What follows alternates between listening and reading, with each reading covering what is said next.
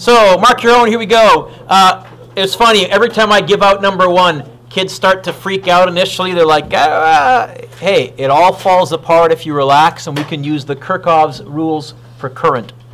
I notice that I have 7 amps leaving right there. That's the key to solving this question. Because if you have 7 amps leaving, how many amps must be coming in? Also, 7. Well, I only got 3 amps coming in here. That must mean 4 amps here. Oh, so I have 4 amps going to the left. I have 2 amps going up.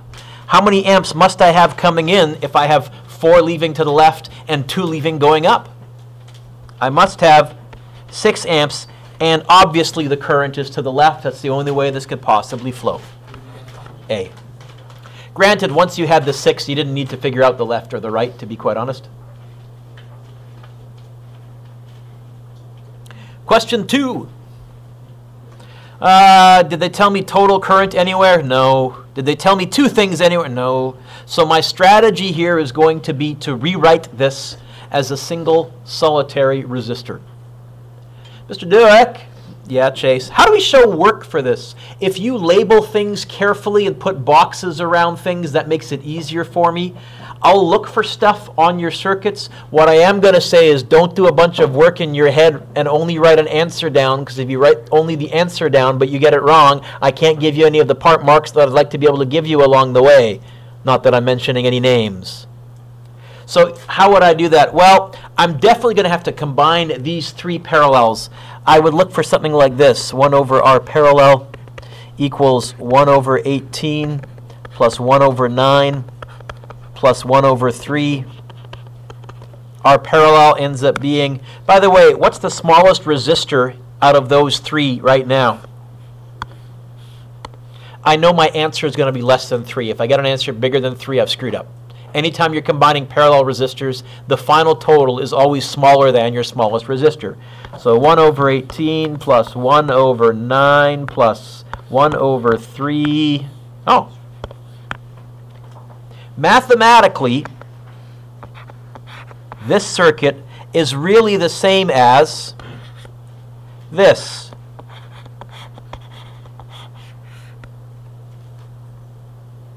Now, you don't have to draw that. I usually tend to because it makes it clear for me. What I would look for is somewhere where you said that the total resistance was 2 plus 8, 10 ohms. That would get you a mark. And then I total equals V total over R total. It's going to be 30 over 10, 3 amps. That would get you a mark. What did they want me to find in this question? Sorry? Oh, and it turns out, how about we call that I4 for the current through resistor 4, ends up being the total current, so that's also 3 amps. Final answer. So, in terms of part marks, I think I gave 1 mark if I saw that, a half mark for the 2 ohms. I even gave you 1 mark if somewhere I saw any version of Ohm's law, either I equals V over R or V equals I times R. Half mark for that, and then 1 mark for the answer. Finding the total current was a little bit boring. Total voltage would be a bit more interesting, because then you would have had to go I times R and go 24. Or power. That would be more. Oh, I think I did that on the next question. Yeah. Oh, no, I just asked for the voltage drop across R2. Okay, let's go back to here. I just figured out that there's 3 amps going through resistor 4. What's the voltage going through resistor 4? I know I know R, I know both. How high is the how high is the battery? What's the voltage? What's our source voltage? 30. And I lose 24. Graydon, what? You're right. You know what? Each of these has to be, for what it's worth, 6 volts. So I could now find the current in each of them if I wanted to. I could find the power, the wattage in each of them if I wanted to. B only wanted the voltage drop across R2. So answer 6 volts. You know what? That's kind of boring. I'd probably ask you for the power. If I ask you for the power right now, you know the voltage, you know the resistance. I would use, if I wanted to find the power, V squared over R. Not on your formula sheet, but V times I is on your formula sheet. And you can substitute V equals I times R and all its variations into that one. Because V squared is 6. 36 divided by 4 is 9. Is that right? Yeah, that would be a 9-watt battery, for example. What other questions might I ask? I'll tell you right now what your using principles of physics right to explain question is going to be. It's going to be one of 2 possible questions.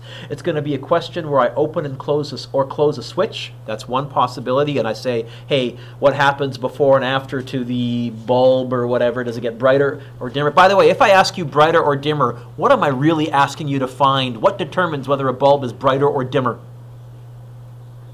Current? Not voltage, sorry. Power. Measured in what? Show? Watts. Okay? If I say which bulb is brighter, what I'm really saying is, hey, you better use P equals V times I, or the other 2 variations of, tell me the power on each one, compare that. That's which bulb is brighter or dimmer. Now, power depends on V times I, depends on the voltage and the current. But when I say brighter, that's power. So here would be a good using principles of physics question. Look up. If I yanked out R2, ka-toom, would R4 be brighter, dimmer, or stay the same?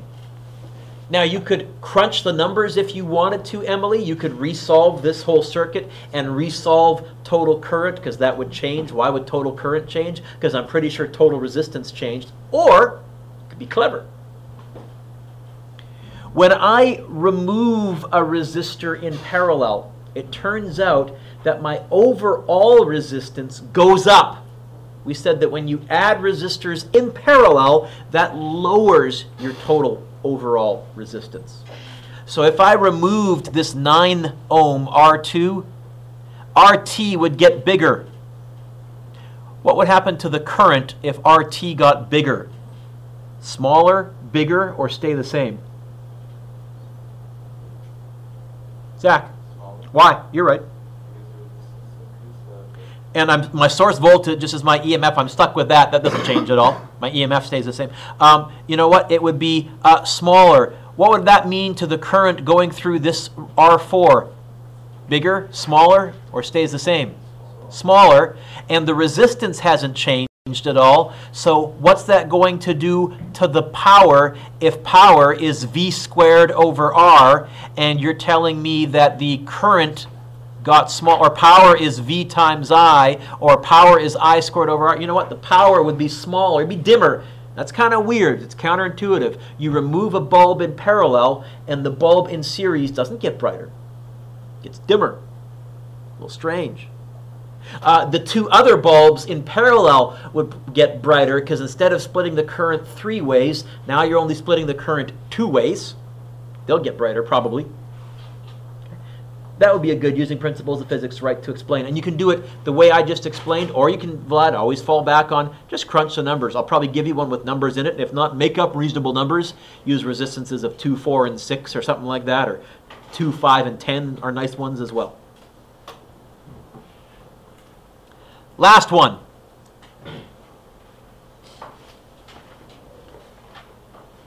Example 3, or question 3. They didn't tell me total current anywhere. They didn't tell me anything with 2. Okay.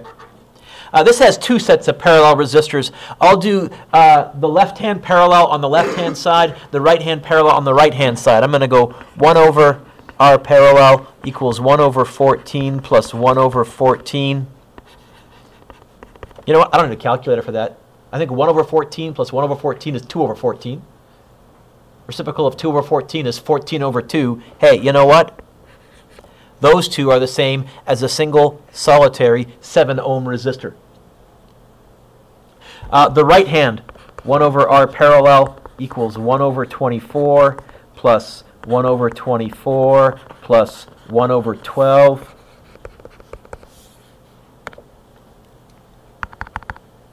One over 24 plus 1 over 24 plus 1 over 12.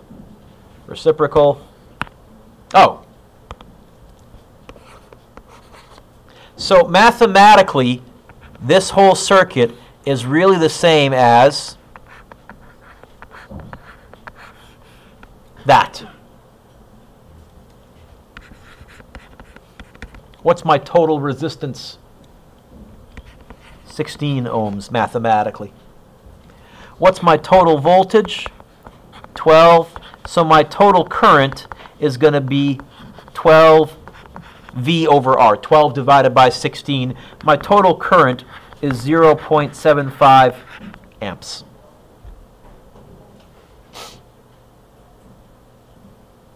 Now, here is where I could use a shortcut. Remember when we talked about current and Kirchhoff's laws, I did a little ratio rant, and I said, I really don't memorize this. There is one thing that I will use. What do you notice about R1 and R2?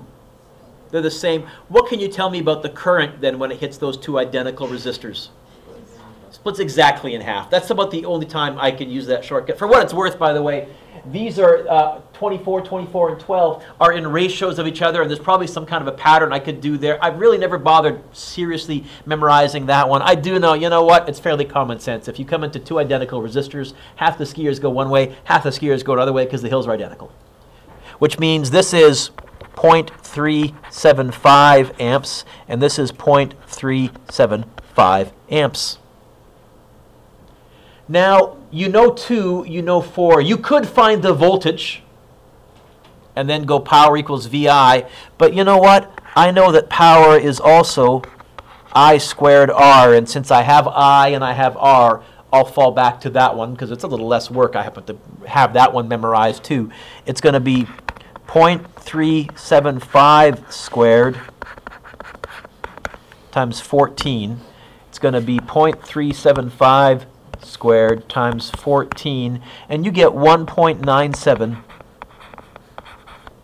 watts. That's probably a 2-watt light bulb if it's labeled, probably. But 1.97 watts.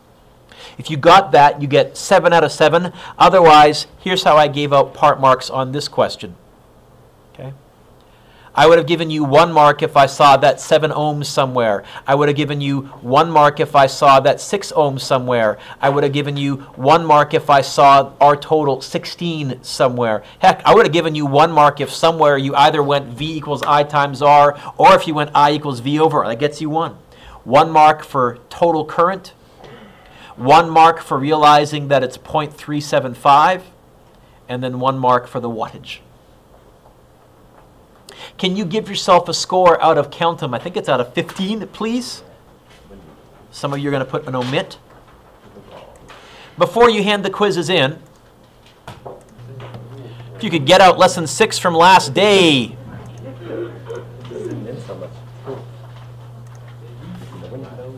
Let's talk about the homework. There were some nice, lovely nasties on here. And you may have noticed, I really enjoy analyzing circuits. Hey, to me, they're brain teasers. Number 3 is a great example of a question that looks ugly but actually falls apart. So number 3. No, we did lesson 7, then lesson 6.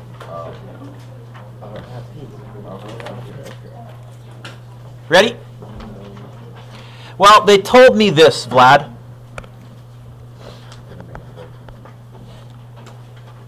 Right? You did get that in the instructions? Because that makes this fall apart.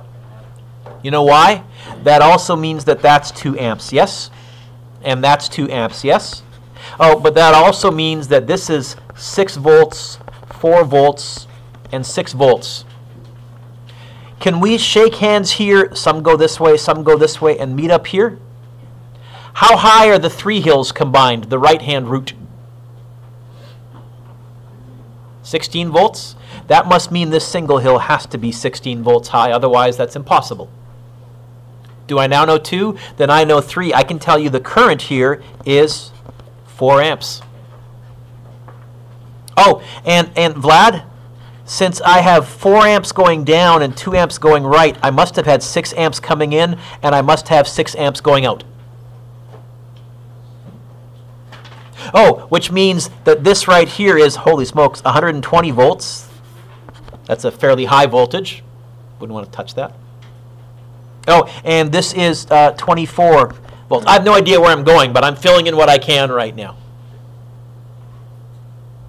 Oh, we can use the same trick again. Vlad, can we shake hands? Some go this way, some go this way, and meet up? Then if I take that hill, what's the total height that I go through on those 3 ski hills? 160? Which means that this has got to be a single hill of 160 volts. Otherwise, there's no way we could shake hands and meet up. Oh, and that also means that this has, ooh, you would definitely not, this would kill you, 10 amps. That one you would definitely not want to touch. Oh, I have 6 amps going this way, 10 amps going this way. If I got 16 amps going out, how many amps must I have coming in? Got to have 16 amps. Oh, which means that this hill here is also 160 volts. We have filled in every single voltage. Now let's follow any ski run from X to Y, always going downhill, and let's see the total one. The easiest ski run to follow, Vlad, is that one there. And you go through 320 volts. Yes? But for what it's worth, that one also adds to 320, and that one also adds to 320. All of them. Nice little brain teaser. That, I would feel okay with that as a A- multiple choice. I'm not giving you one like this as a written. The written ones will be reasonably, you know what?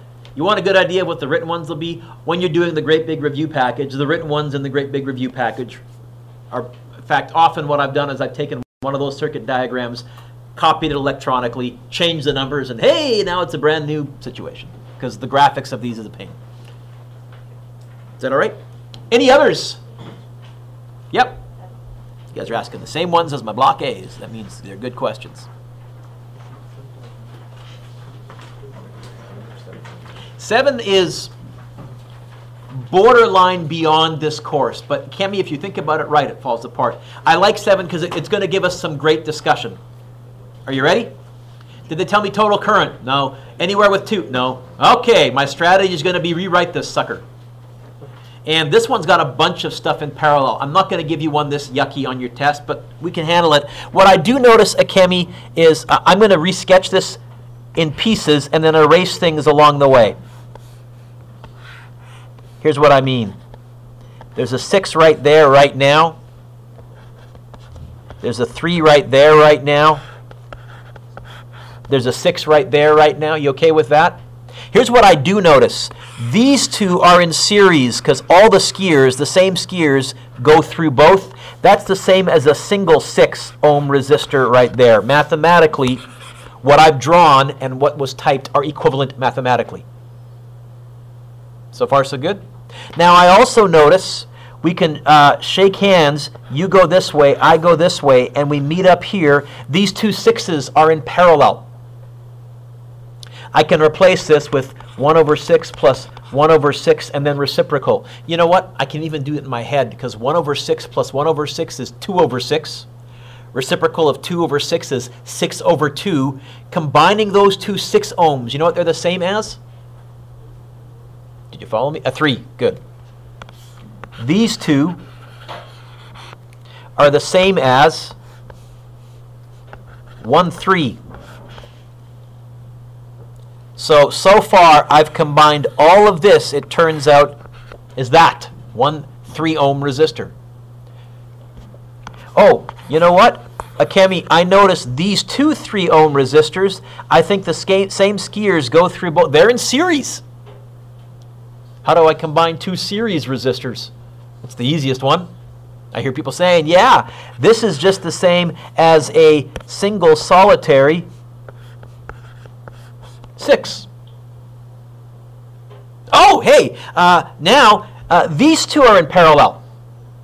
And it turns out conveniently that, again, it's going to be a 1 over 6 plus a 1 over 6 and then reciprocal that. It turns out those two 6 ohms are the same as 1 what, Akemi?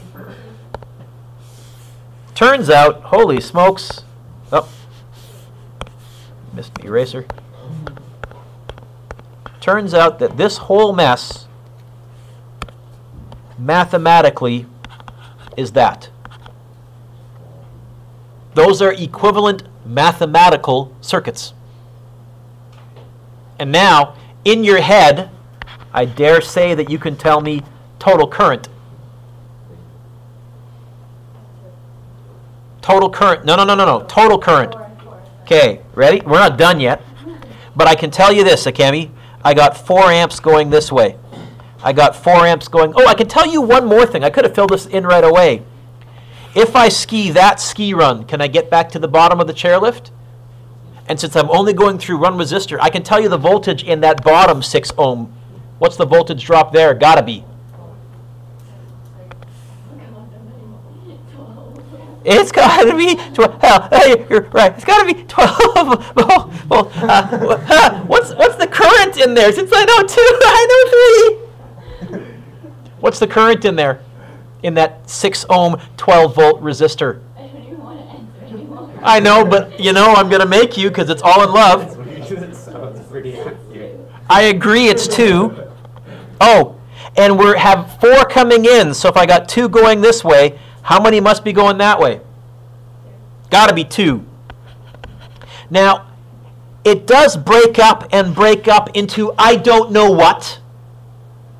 But don't they all join up together right there again? You know what? There's 2 amps going through that 3 ohm. There's 2 amps going through that 3 ohm. There's 6 volts in that 3 ohm. And by the way, if you wanted to split it up and know which way it is, since this is a combined 6 ohm together in series, and that's a 6 ohm, I think it's 1 amp and 1 amp going in either direction. Or you could do it with voltage. There's all sorts of options now. Okay, Mr. Dueck, will one like that be on your? I would feel okay with that as a nasty multiple choice. Great, not as a written. And even as a nasty multiple choice, the amount of work you would be doing for one question on that throws it off the scale to me a little bit. Any others?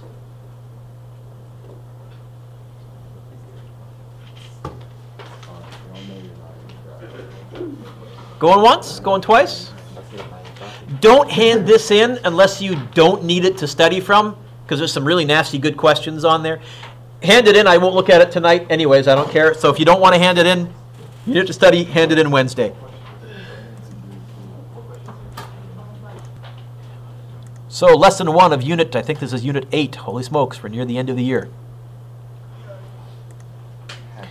Magnetic field and right-hand rules, I call this. Magnets are dipolar. They have 2 poles. Just like charges came in 2 types, positives and negatives, magnetic poles come in 2 types. Does anybody know what we call the poles of a magnet? You've heard this term. You have, because we have poles in geography as well. North pole and south pole.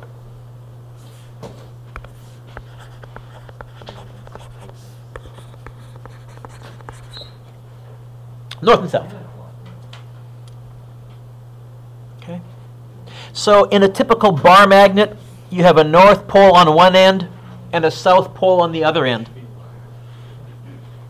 And similarly to electricity, in electricity, like charges repel, unlike charges attract. Like poles repel, unlike poles attract. So 2 north poles will push against each other. You may have tried pushing 2 magnets towards each other and had them, and it's a very strong force. You can't ever get them to touch straight on. Even small, weak magnets, the closer you get, the force does shoot off to nearly infinity. You can't get them to touch together straight on.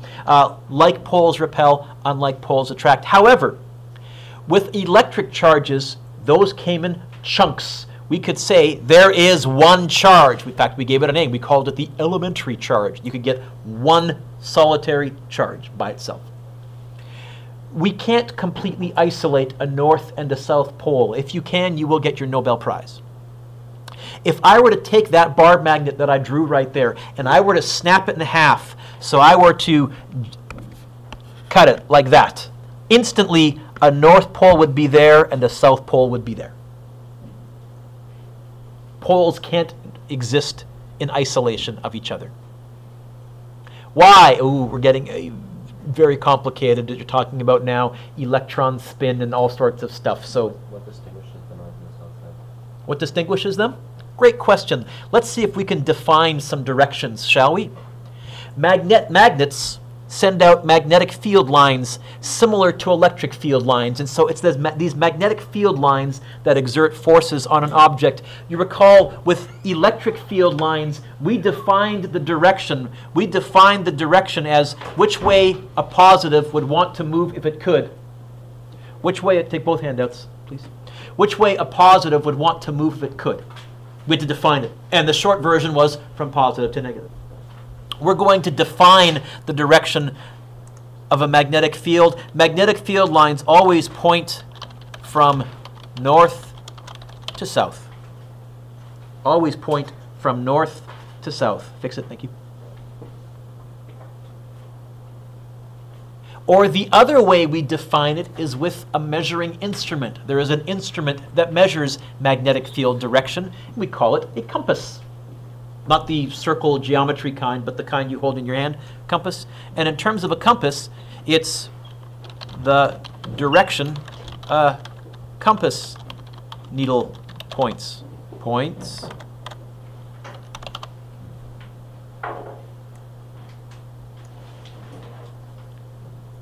Look at those two statements, and that should bug you. What direction have I just told you that a compass points? Someone said it. What direction have I just told you that a compass points? South.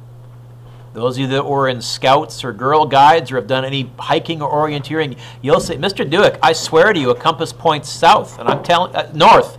I'm telling you, no, compass does not point north. Mr. Dueck, my compass points north. Your compass points geographical north.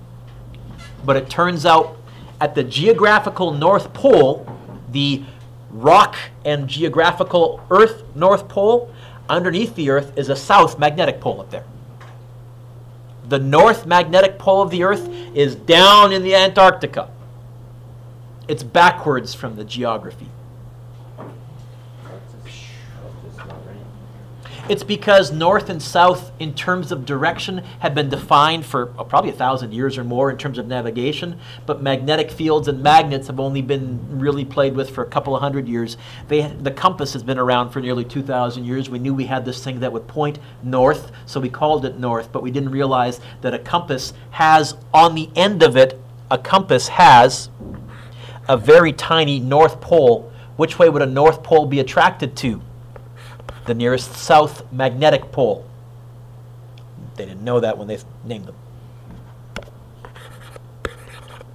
We have a symbol for magnetic field. Sadly, we can't use M for magnetic field because M is already taken by what? Mass. How about F for field? No, F is already taken by force. And so the symbol for magnetic field, sorry, not all physics was done by English-speaking people. The symbol for magnetic field is a capital letter B. You'll hear me talk about a B field, a magnetic field. Yep. Yep. Units. Here is your second last new unit of the year. The units for magnetic field, Teslas. Symbol, capital letter T. Named after a scientist whose last name was? Tesla. I always, whenever I give you a new concept, like to give you an idea of what's really big and what's really small. So the Earth's magnetic field, which is enough to deflect a compass, and which is enough to protect us from all these cosmic rays. Magnetic fields, you'll learn later on, deflect charged particles. So a lot of the cosmic rays that are streaming against the Earth, the fact that our Earth does have a magnetic pole and does have magnetic fields, deflects a bunch of the particles so that we're not getting radiation the way, say, Mars does, that doesn't have its own magnetic field. Earth's magnetic field, it's around 10 to the negative 7 Teslas. A very large magnetic field, one that would probably affect your health because it would start to affect the iron in your hemoglobin in your blood. Probably you would not be able to survive for an extended period of time without major health issues or even death, would be something like 50 Teslas. That's huge.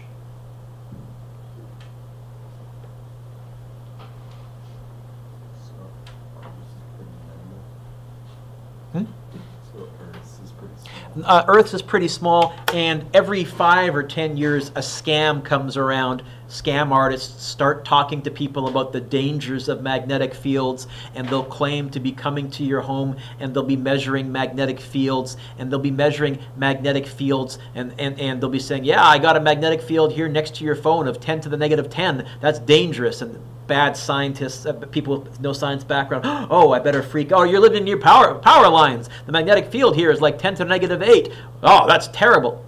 It's weaker than the Earth's magnetic field that you're surrounded by 24/7. Unless you're planning on leaving the Earth, don't be freaking out about the other ones. Every 10 years or so, you'll see in the province, some scam artists will start making the rounds and charging people money to go look for dangerous magnetic fields. Or two main types of magnets. Oh, a similar scam is those power band things that Lamar Odom stupidly endorses like a complete idiot. Huh? The claim to have a little mat. Yeah, what a scam. I'll go on a rant about those later, but not right now. So, there are two main types of magnets. Permanent magnets, like I just showed you, made out of ferromagnetic materials, and electromagnets. Electric magnets are fields, magnetic fields that are caused by a current, hugely, hugely useful. Because now you have an electric field that you can turn off and on. Now you have a force in an electric device that you can turn off and on. Hey, now you have an electronic way with an on-off switch to move things. You don't realize how useful that is. I'm telling you, holy schmoly, one of the better inventions of our whole civilization. What do magnetic fields look like? Well, if you were to draw them around a single magnet, you can see there are arrows, and which way are they pointing, from what to what? From north to south. This is also the direction a compass would point if you placed it in the diagram. For example, I have a little app here, I think. Magnetic forces, magnet and compass. And I think I can change the background color. I just figured that out a little while ago. There we go. So you can see better. You can see the magnetic fields and the compass always, because the compass itself is a little magnet with a north pole on it, it always wants to point to the closest south pole. This is how a compass works, which means compasses, although they point geographical north, they point magnetic south, which means that the planet Earth actually has a south pole up there and a north pole magnetically down there. It means that the planet Earth actually has a big south pole right there, a big north pole right there. By the way, magnetic field lines have no beginning and no ending, so unlike electric field lines, which always ended on the opposite charge and came to a stop, it turns out inside the magnet there would be field lines continuing on, going to the left. Inside the magnet is opposite from outside the magnet. So outside the magnet, the magnetic field line points to the right. Inside the magnetic field lines point to the left. They have no beginning and no ending. And I think I can see inside the magnet if I go back to the, yeah. So north is red, south is white. Sorry? You're good? Okay. I can give you a three-dimensional representation of a magnetic field. I got a little toy. Okay. So, hey, first little change your opinion of the Earth. It turns out the North Pole is not what you thought. The North Geographic Pole is not the North Magnetic Pole. And I hope now I've convinced you why that must be the case. If a compass is itself a magnet, and a magnet has a little North Pole on it, and a North Pole wants to point to the closest South Pole, then if your compass is pointing geographic north, there must be a closest South Pole up there, magnetically. I hope. Draw the magnetic field lines below. What would the magnetic field lines look like between two magnets? Well, first of all, I have two north poles in the middle. Would they attract or repel each other? So it would look something, and this is just a terrible sketch, but that's okay, something like the magnetic field lines would come off and they would get repelled, and they would probably come back onto the page over here. They'd probably come back onto the page over here like this. You'd have some lines going like this. Probably a line going like that. Always pointing from north to south. You'd have one line probably get forced like this, and it would come back on the page way over here. One line get forced like this. It would come back onto the page way over here. Whoop, that's the wrong arrow, Mr. Dueck.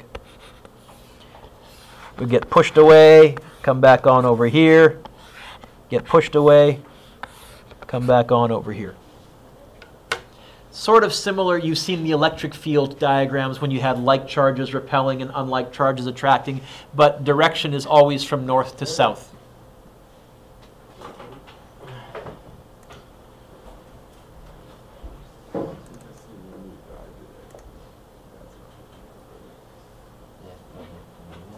Direction's always from north to south.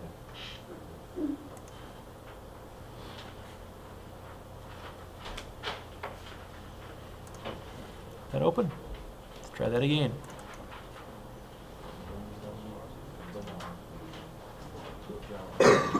Turn the page.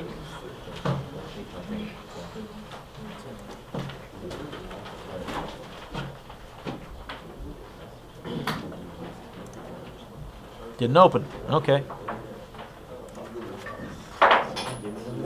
Try not to drop it and break it.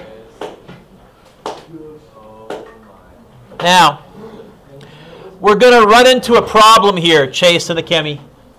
And the problem we're going to run into is we're going to need to do three-dimensional diagrams. It turns out that electric fields interact with magnetic fields, but they interact at 90-degree angles, at right angles to each other, which means we're going to have to be doing three-dimensional kind of drawings on flat two-dimensional pieces of paper. And so here is some of the symbols we have come up with.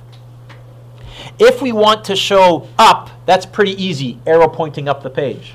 Down is pretty easy. Left is pretty easy. Right is pretty easy. But we're also going to have to show coming out of the page towards us and going into the page away from us. So to show that, draw a circle with an X in it. That's our symbol for into the page, and that's supposed to be looking down the tail feathers of an arrow as it goes away from you. Sometimes they won't draw the circle, they'll just put a bunch of X's. That's saying whatever we're talking about, whether it's current or magnetic field or whatever, that direction right there is going into the page. Use your imagination. And to show that something's coming out of the page towards us, we'll use a circle with a dot. That's the tip of an arrow coming out of the page towards you. Again, use your imagination. We're going to be using these a lot, so you need to understand these symbols. Oh, permanent magnets, by the way. You can create a semi-permanent magnet with a piece of metal. For example, you may have been in a restaurant and noticed that you had a piece of cutlery that was magnetized. If you're in a restaurant and you have, especially if it's a good heavy knife or a good heavy fork of quality metal, if you take it and give it a sharp rap on the table, that will jar the atoms in their matrix, and it'll align most of them so that they're pointing in the same direction, and you probably will have created a north and a south pole, and you probably will find that the cutlery is somewhat magnetic. I've had some very strong, probably had been dropped or something. I've had one that could lift up other cutlery. It's very cool, fun to play with while you're eating. Okay. But with any piece of metal, if you give it a sharp rap with a hammer or you give it a sharp blow on a table, that will jar the atoms, and you'll get them lined up in the same way. But even better than permanent magnets are electromagnets. So it turns out that a current-carrying wire, Faraday and Ampere and other scientists found, generates a magnetic field. They found that if you took a wire, let's imagine this meter stick is us zooming in on a wire, and you moved a compass around the wire when you hooked that wire up to a battery, the compass was deflected. Oh, and if you flipped the current, the compass got deflected in a different direction. So they said, oh, there seems to be the direction of the current tells me or changes the direction of the deflection. That must mean if a current carrying wire is able... Did you guys get it? Emily, there first. Oh, sorry. No, I'm so upset. If a current carrying wire can deflect a compass, it must be generating a magnetic field. Has to be. It is.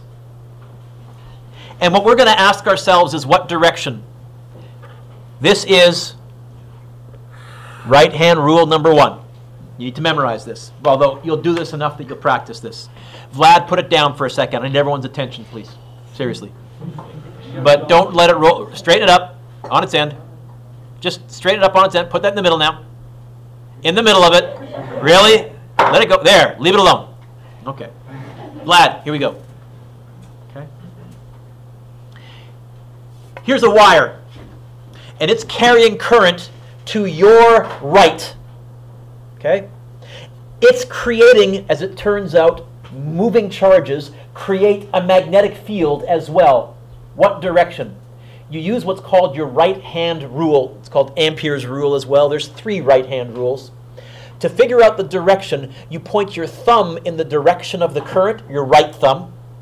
Your fingers curl in the direction of the magnetic field. So if this is my wire, in front of the wire closest to Vlad, the magnetic field is straight down. Underneath the wire, the magnetic field is pointing towards the front of the classroom. Above the, behind the wire, furthest from Vlad, the magnetic field is pointing straight up. And above the wire, the magnetic field is pointing towards the back of the classroom. This is the right-hand rule, and all of you are going to have to master it. So let us look at example 2. See it? That's a wire. What direction is the current moving in that wire? What does that symbol mean? Brett, into the page. So all of you right now, take your right thumbs, point your right thumbs into the page. Now, pause the video for a second here. No, I want the whole thing. Magnetic field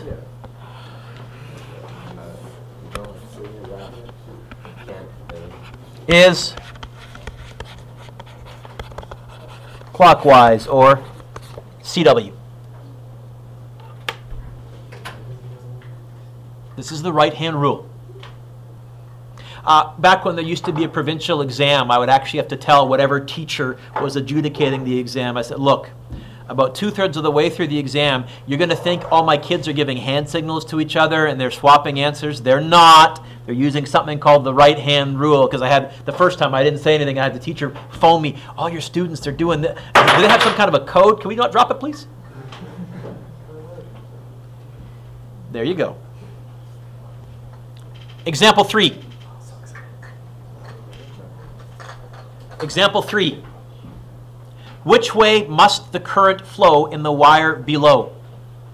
Okay, now the wire is horizontal. Current must be going to the left or to the right.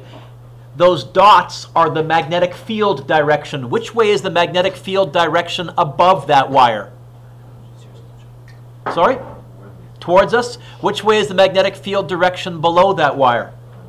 So hold your right thumb in such a way that if you were holding that wire above the wire, your fingers, because your fingers do the magnetic field, would be pointing towards you. Below the wire, they'd be pointing away from you. No, Vlad, that can't be the way. Okay. So for me then, it would look like this. Yes? I can't possibly curl my fingers towards me above the wire, holding my right hand this way. The only way I can make this work is to hold my right hand this way. What direction is the current in that wire? Right.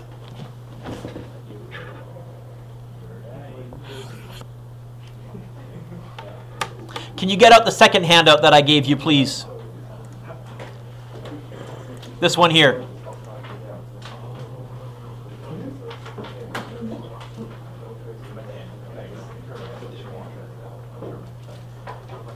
Number 6. Try number 6 on your own, please.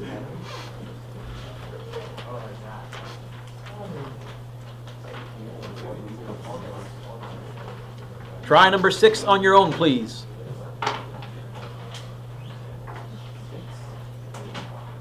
The second handout that I gave you, question number 6. This one.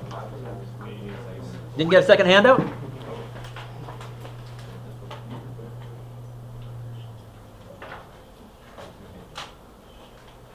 It's going to be easier if Sean had knocked everything over.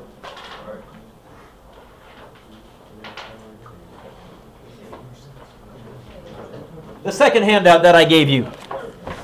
Try it, please.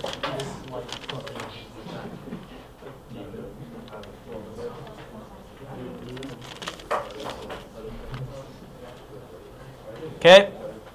It says, which of the following best illustrates the magnetic field lines around a wire carrying conventional current in the direction shown? I guess we're looking down the wire, right through the wire. What direction is the current in all 4 wires? Towards us, out of the page. So all of you put your right thumbs on the piece of paper pointing straight up out of the page. Which is the correct answer? A, B, C, or D? A. Is that okay? Let's try another one. Number 10. Number 10. It says, both point P and the electrical circuit are in the same plane of the page as shown. What they're saying is point P is level with the circuit. It's not like 10 feet below it or 15 feet above it. It's level with the circuit. What's the direction of the magnetic field? First of all, look at point P. Which wire is closer, the top wire or the bottom wire to point P? So which magnetic field will dominate, the top or the bottom wire's magnetic field? The bottom. What direction is the current going in the bottom wire? Draw that in right now, please. You know enough circuitry now to be able to handle this.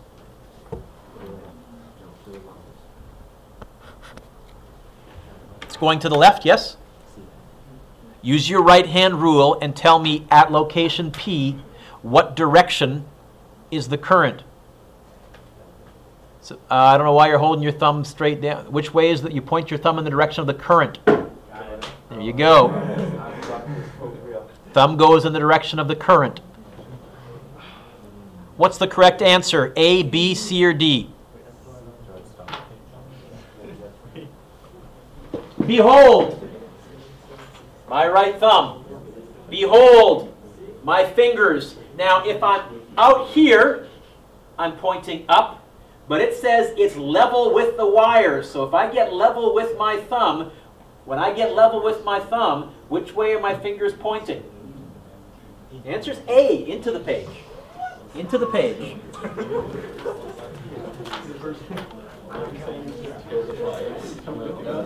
Now, if you're not sure, it sometimes helps to hold a wire. Hey, your pencil, your pen, pretend that's the wire in your right hand. So there's my right hand. I notice that level with the wire is right here. Hey, that's heading, if I curl my fingers, that's heading into the page. That's not heading up the page right there. Here, if they had somehow said the compass was being held above this circuit diagram, that would be up the page. A compass would point up the page because a compass points in the same direction as the magnetic field.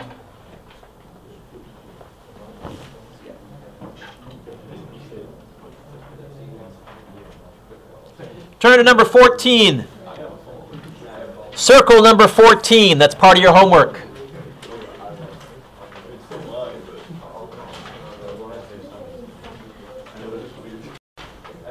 Circle number 17. That's part of your homework.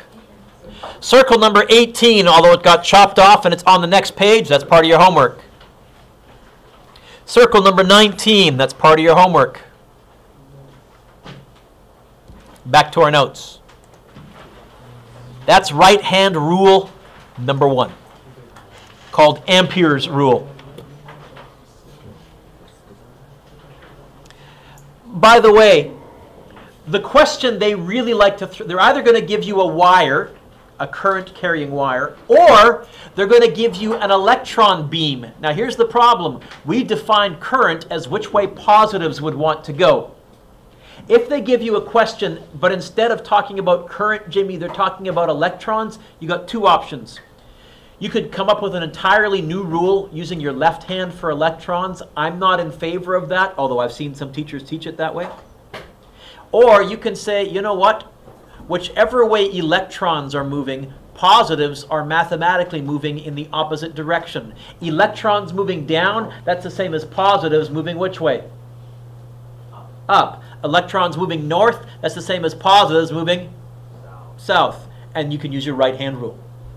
So that's my preferred method.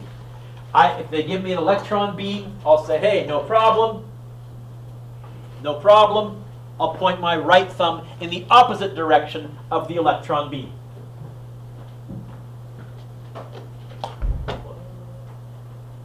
Okay.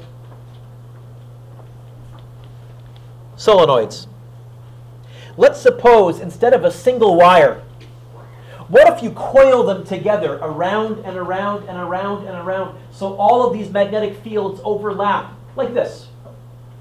Except this isn't a really good solenoid because there's huge gaps between them. Actually, what you want to do is you want to coil them together so that they're really, really close. The closer, the stronger the magnetic field. We call that a solenoid. A solenoid is a bunch, well, there's a picture of a solenoid. You wrap wires around and around and around and around and around, making sure you stay in the same direction. Don't suddenly start going the opposite direction, because now you've got some current going this way, some current going that way. They'll cancel each other out. You get a very strong magnetic field. So we call this a solenoid.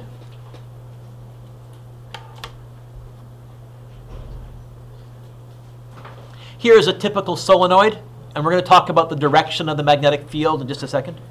Here is a typical solenoid. And it turns out you can dramatically increase the strength of a solenoid or an electromagnet by putting an iron core in the middle, because now the iron itself also becomes magnetized, and you can get a very, very, very strong magnet. Somewhere here, and I've misplaced it, I have a solenoid. Runs off of I think a AA battery, like the small ones. It's strong enough that if you clamp it to the door sill, you can hang from it. Okay. If you've seen the car cranes in junkyards that pick up cars magnetically, that's a huge solenoid on the end of that. It's an electromagnet. Great invention. So we call this an electromagnet. It has thousands of uses. In fact, you know what? I've debated. I probably could have put millions of uses. I'm sure there are. It's used all over the place. What we want to talk about is what direction the magnetic field of a solenoid is. Turn the page. This is called the right-hand solenoid rule. To figure out the direction of the magnetic field outside a solenoid, you imagine holding the solenoid in your hand. I'm going to use my little tennis ball saver because it's big and visual. You imagine holding the solenoid in your hand. Which hand? Your right hand. Okay? You curl your fingers in the direction that the current is going through the wires. You're either going to have the current going this way around, or the current's going to be going this way around. Your thumb points north. That's really awkward to do until we draw it. Here is a picture right here. I like this picture in that it's got a hand in it. I don't like this picture in that the current direction is not very clear. So I always do a blank one, example 4.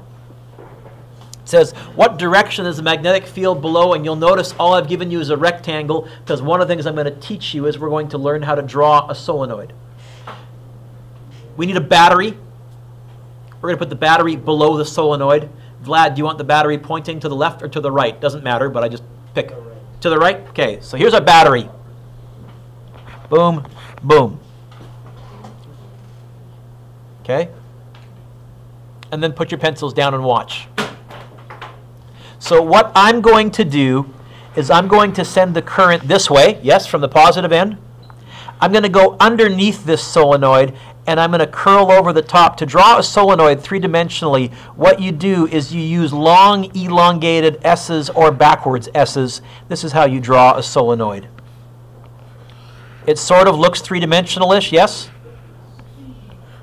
If I can draw it, anybody can. And it's going to come over the top and back to the circuit. Draw that, please.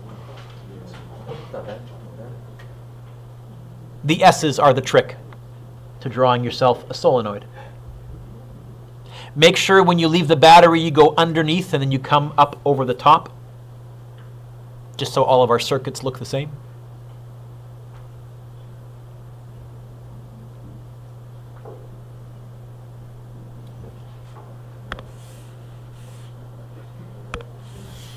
And once you're done, go back to your battery and draw arrows with the current leaving. So once you've got it drawn, current goes this way. Yes? Current goes this way. Yes? It ducks underneath the solenoid in my example, and I think the current would be flowing that way, would it not? You've got to use your imagination. This is why I said we're drawing three-dimensional pictures on two-dimensional object. Okay?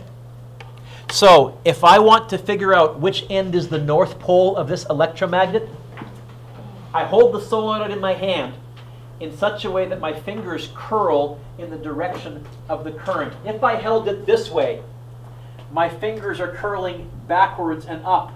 Is that which way this is? Can I hold this solenoid this way with my fingers curling in the direction of the current? No, Emily, I have to. The only way I can hold this is like this. It's the only way that works, which means which way is my thumb pointing? Turns out that's the North Pole, that's the South Pole.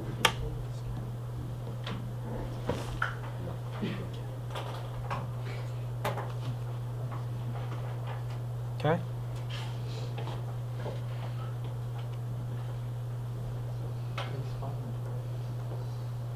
By the way, don't write this down.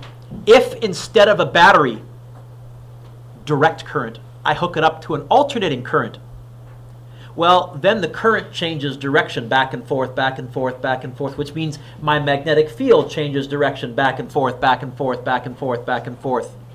If I take a flexible piece of metal and I put a tiny magnet on the end of it, that magnet will be attracted, repelled, attracted, repelled, attracted, repelled, attracted, repelled. If I put this into a fire alarm, ding, ding, ding, ding, ding, ding, ding, there's your fire alarm. There's a basic application of this right away. That's why your fire alarms go ding, ding, ding, ding, ding. There's an oscillating magnetic solenoid in there, I guarantee you. Yes, that's how your cell phones vibrate as well.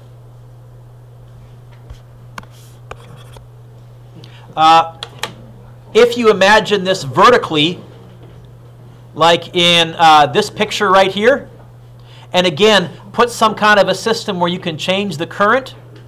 Current in one direction, your power locks in your car, ka-choom, get pulled down. Current in the other direction, your power locks in your car get repelled. Boom, now they're open again. Power locks. Ta-da. Used all over the place. So I wrote on the next page, we use solenoids in transformers, not the TV show or the movie, but the actual electronic devices. Motors, generators, television, speakers, doorbells, fire alarm bells, cell phones, power door locks, etc., etc., etc. They're used all over the place. Okay. We're going to skip example 5 for just a second. We're going to jump to example 6. Try example 6 on your own right now. Which end of that solenoid, A or B, will be north? Try it on your own.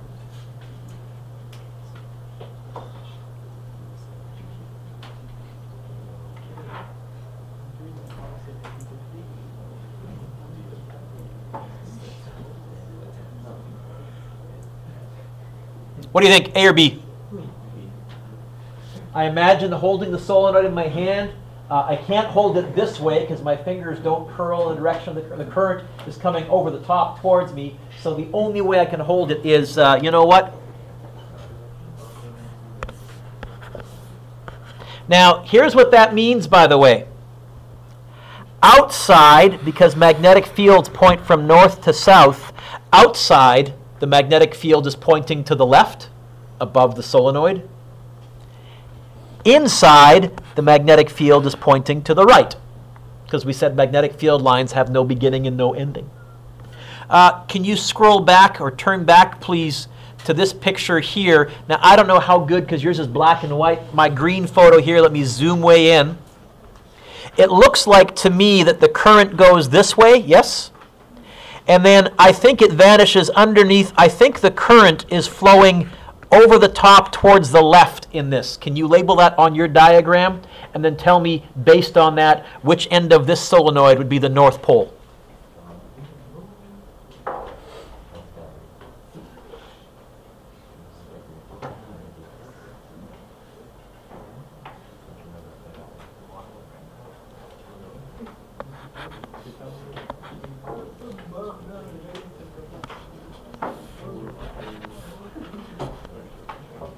Right? That's your right hand solenoid rule.